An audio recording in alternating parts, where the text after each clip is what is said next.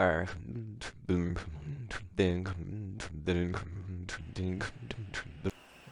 kembali lagi di channel Teman-teman kembali lagi di channel Pendapat Joseph. hari ini hari Minggu tuh 20. Hari ini hari Minggu tuh 27. Saya ulangin hari ini Saya ulangin hari Minggu tanggal 27 Agustus tahun 2023. ya. Ini Ya. reviewnya di skip dulu. Ini reviewnya di skip dulu. Komik mungkin komik ada di jam hari ini juga, tetapi di jam cukup sore.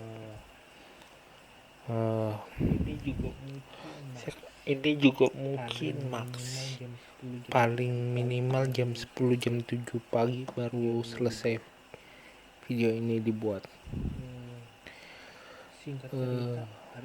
Singkat cerita, hari ini peranan AS Roma lawan Hellas Verona melawan AS Roma. Kalau dilihat dari skuadnya, Hellas Verona sedikit ada perubahan. Pemainnya kebanyakan peminjaman. Banyak juga yang pemain keluar. Dan Roma ya seperti yang sudah saya ulangi. Nah, singkatnya, kalau dibilang pertandingan ini Roma menguasai, terkait juga jual beli pemainnya, Roma menguasai dari awal pertandingan sampai akhir pertandingan. Tetapi yang menjadi permasalahan adalah serangan balik yang ternyata antara skema menyerang dan bertahan belum turn off, bisa turn off, bisa mati skema bertahan langsung skema menyerang, atau sebaliknya saat diserang skema bertahan nyala. Itu nggak terjadi, dimana serangan balik dari Duda itu langsung masuk dan mengecoh beberapa pemain mulai dari Smalling, Llorente, Rui Patricio sama Zalewski. Walaupun Zalewski ya jago bertahan, jago nyerang, tapi ya kembali lagi usia muda belum matang. Hal itu menjadikan sebuah kritik, juga bisa kita kritik bahwa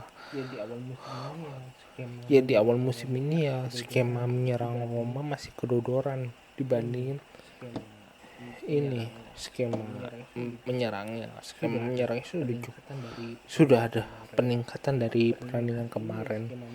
Pertandingan hari ini ya skema menyerangnya ya cukup, memang sudah bisa memberikan umpan-umpan matang.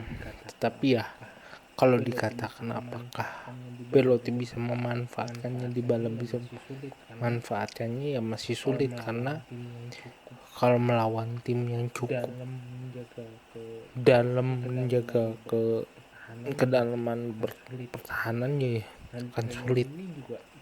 Nah, di pertandingan ini juga jadi sulit karena begitu sudah mencetak gol, kita mencoba pemain AS Roma mencoba sabar, mencoba mengeluar perlahan menyerang, terus akhirnya dapat momen menyerang, dapat momen itu dapat bola, dapat pergerakan pemain yang cukup bagus, tetapi ya sulit Roma untuk benar-benar menjebloskan bola ke dalam gawang. Nah, di satu sisi ya kalau menilik juga pertandingan babak pertama, ada beberapa banyak juga kesalahan Roma dalam mengantisipasi, tetapi itu eliminir. Jadi beberapa kesalahan kecil yang memang fatal dan juga harus diperbaiki. Itu juga menurutku juga riskan, tetapi Ini awal pertandingan. Ini awal musim masih ada beberapa skema yang masih bisa berjalan dan kita harus mencoba optimis karena kalau saya katakan bahwa kalau kemarin Cardiff memang gacor, sekarang ya memang ada dua kesalahan pemain Roma dan itu cukup disayangkan, tapi juga umum kalau untuk sebuah klub seperti itu dan harusnya tidak diulangin lagi.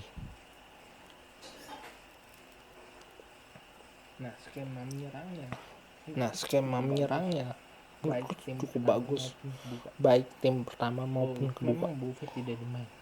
Memang Buffett tidak dimainkan dan alasannya cukup bagus ya, untuk mungkin menjaga kedalaman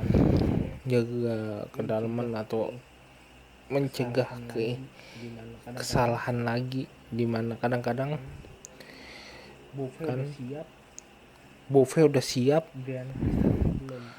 Bryan Cristante belum, atau Bryan Cristante udah ngasih bola yang bisa mendorong, Buffett belum siap. Kadang-kadang seperti itu ya. Sekarang sih udah banyak perubahan sendiri di lini tengah. Hanya saja kalau bagi pendukung AS Roma di Indo-Roma tuh suka menyanyikan peluang, bagiku ya itu proses. Kita nggak bisa menyalahkan pemain dengan ujuk-ujuk ini salahnya, ini nendang kayak kampret atau apalah. Begitu itu nol besar karena Pellegrini baru debut di untuk musim ini, baru nginjek lapangan lah. Tapi walaupun begitu ya kualitas mereka tidak berubah, masih Dybala masih cukup merepotkan back lawan. Si Pellegrini masih memberikan 3 kali shoot on target yang cukup bagus, salah satunya tendangan bebas, yang menjadi hal yang menyesalkan bagiku ya. Di satu sisi wasit sendiri Mignola itu, karena di satu sisi beberapa pelanggaran yang harusnya ditegasin tidak ditegaskan. Misalkan bagaimana insiden yang dorong-dorongan di menit 25 atau di menit 30 sempat ada ketegangan, itu ya kontak si wasit terlalu minim. Bahkan bagiku Duda yang mencetak gol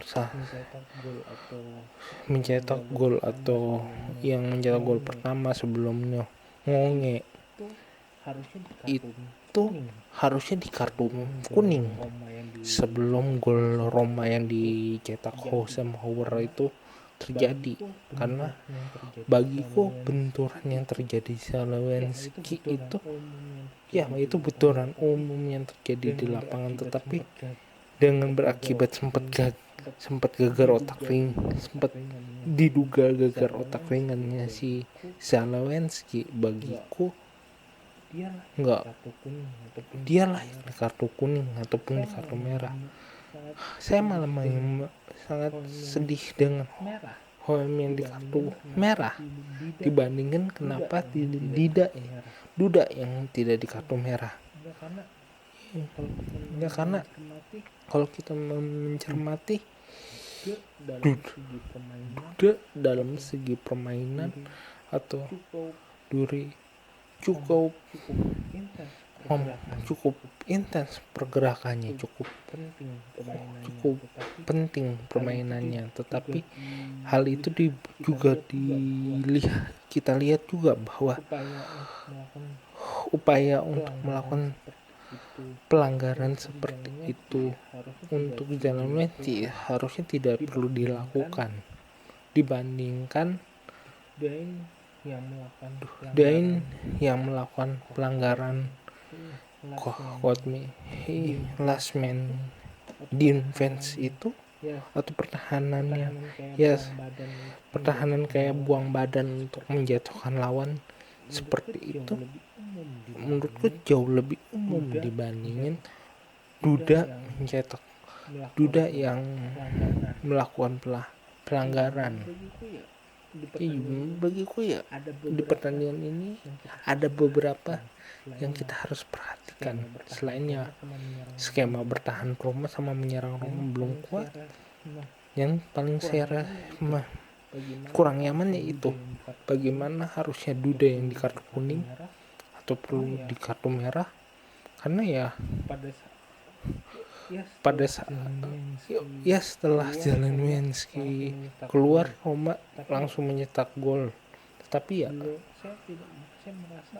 saya merasa ada beberapa elemen yang perlahan langsung berubah pada saat Zelensky digantikan. Habis itu permainan jauh lebih keras, lebih lempar otot. Memang Roma semakin bagus ya semakin menit yang keluar, tetapi ya itu harusnya pertandingan ini jadi lebih bagus. Walaupun saya bisa menerima kalau pertandingan ini 2 sama apa 3-2 atau Roma kalah 3-2 asal tidak ada insiden tabrak-tabrakan atau ngotot-ngototan pada apa dan buang badannya seperti itu, buang badan dan menyebabkan banyak pelanggaran, banyak peluit yang dibunyikan, yang ditipu wasit, padahal hal itu bisa diminimalisir. Ya itu sih cukup sekian dari saya, kurang lebih mohon maaf kalau ada kekurangan, tulis di komentar. Kalau ada saran tulis di komentar. Jika mau berinvestasi silahkan klik link sawer di deskripsi, subscribe channel Pendapat Joseph, dan terima kasih.